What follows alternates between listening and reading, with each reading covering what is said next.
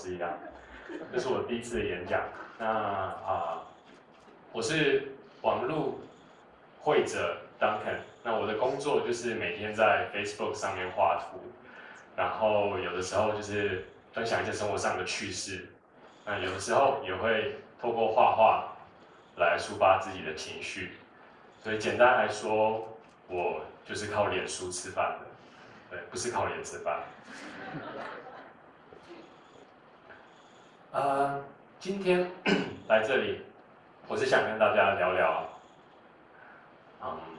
我不是来跟大家聊关于我的创作，而我今天想跟大家聊的主题是关于选择。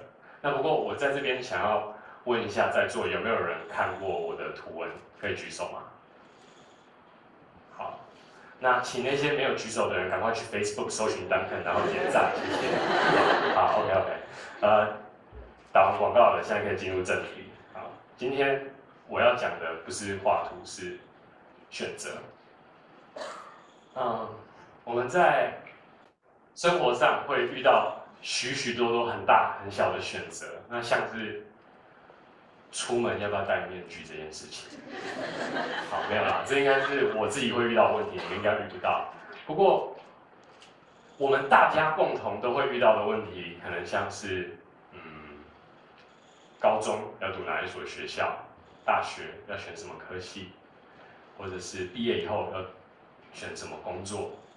小一点的，等一下要看 Discovery 还是要看乡土剧？晚餐要吃什么？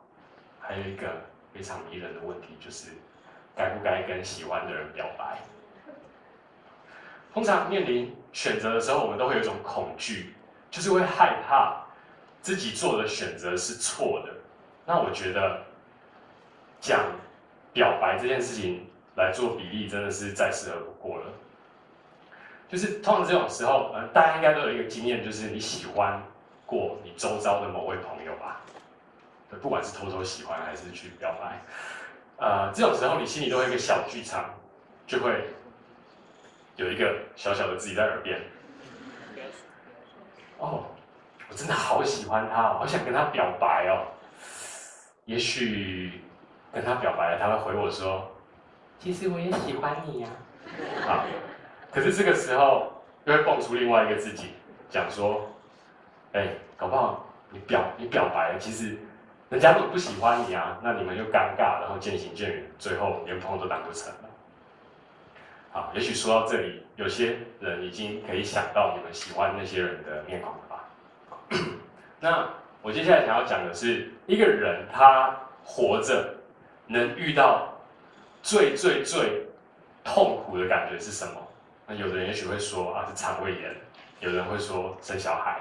不过肉体上的痛我不懂，那我也希望就是我们都可以不用去体会到那种痛。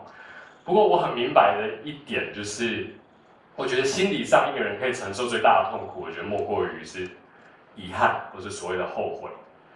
那至少这是我个人的经验，因为不好意思，我现在真的太紧张了。好。好，欢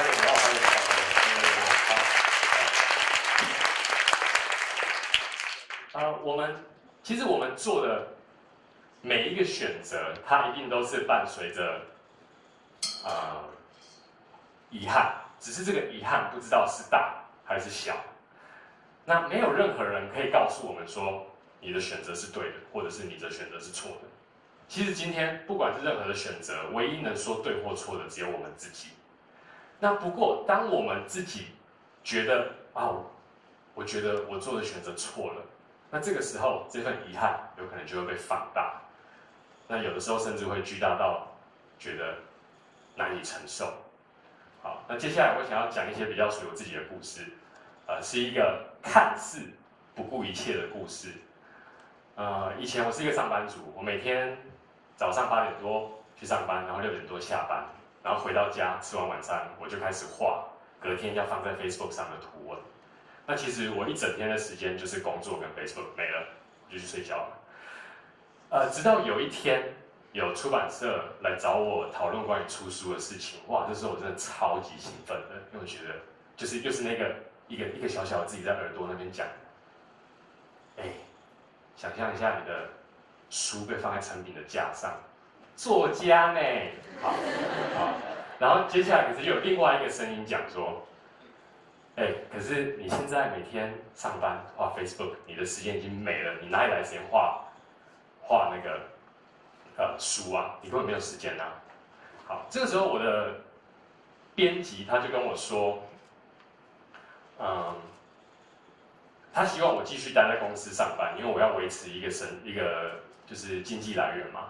那不过他说可以调整的地方是，因为我的习惯是每天在 Facebook 发文，这是我的很长久以来一个习惯。那不过编辑那时候是建议说，我建议你就从原本的每天减量，减到1个礼拜2到3篇就好了。那我听，因为他觉得这样子才会让我有时间去画书的东西。那我对于出书这件事情非常的期待，可是每当我想到说我要变成1个礼拜只发2、3篇图文我觉得我大部分的读者都是从 Facebook 上看到我的那我也不希望为了出书这件事情就放掉了我原本最重要的读者们。对，那经过了一番考虑，其实我的生活就出现了这三件事情要做选择，一个是工作，一个是出书，然后一个是脸书。那因为我画图非常的慢，所以我的时间只允许我选择其中2样。那我最后做的选择就是画书跟出书。好，我把工作辞了。其实我当初也根本没有存款，那怎么办呢？因为工作停了，就表示不工作就没饭吃嘛。那这个时候人总是要找办法。我的办法就是我去找了我一个最好的朋友，我就跟他说，我准备要出书了，那我大概要半年的时间来创作，可是我没有钱，我没有任何的存款，那我可不可以跟你借半年的生活费？然后我输出了会慢慢的还你，然后最后我的这个朋友他就借了我18万，那他还分成6期因为他怕一次给我会乱花。那后来就是拿到这笔钱以后，我当初的心态是，好，为什么我说这是一个看似不顾一切的故事？因为18万其实对我来说是一笔非常庞大的数字。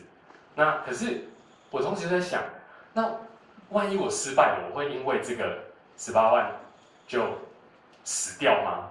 不会吧？好，我就仗着这个心态就直接去做这件事情。那也因为我把所有的时间都投注在创作上面，我有更多的时间去发想有趣的 ideas， 或者是我自己画出了更多我喜欢画的东西。那同时也在这个时候，我的 Facebook 的经营也比较成功，那也有得到更多的工作的机会。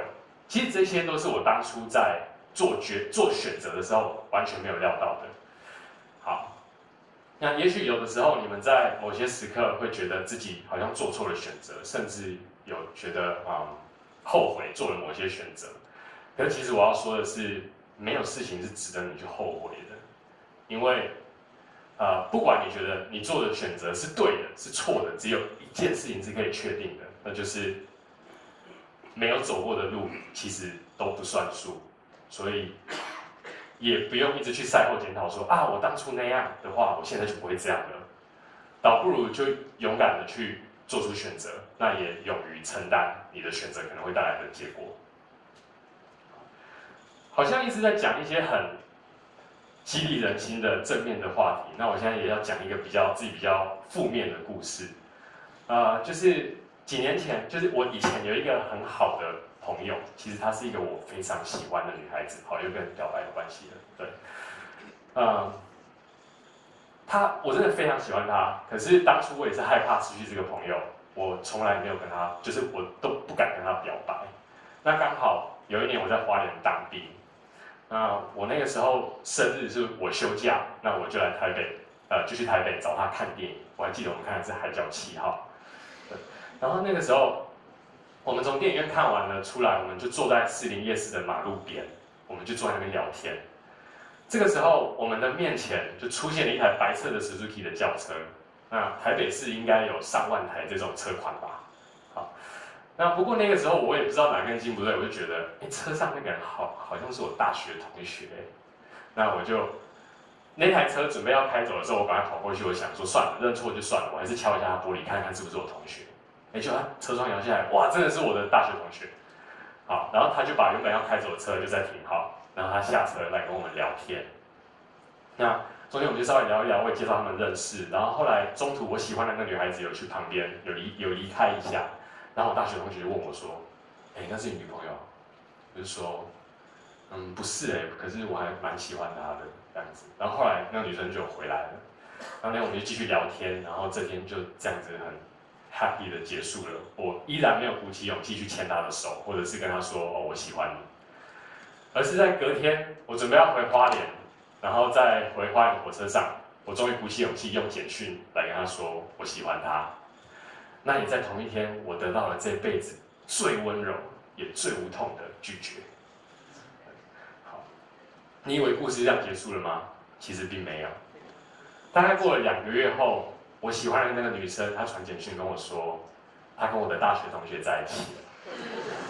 好，然后又过了一阵子，又过了几个月后，我在 Facebook 上看到她跟陪我的大学同学去美国念书了。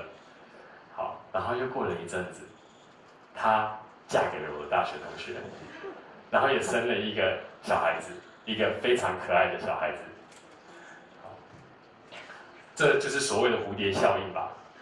从当初一个敲车窗，到后来变成一个可爱的小孩子，没有，应该是用牵的了，现在可爱的小孩子。对，虽然当初故事的剧本是这样走，那我也为了这件事情有难过了一阵子。不过我后来看到了，就是我喜欢的那个女孩子跟她的小孩子非常开心的样子。我心里其实真的还是会默默的觉得，也许当初做的那个选择没那么糟嘛。如果再重来一次，我还是有可能会去敲我同学的车窗，可能啦。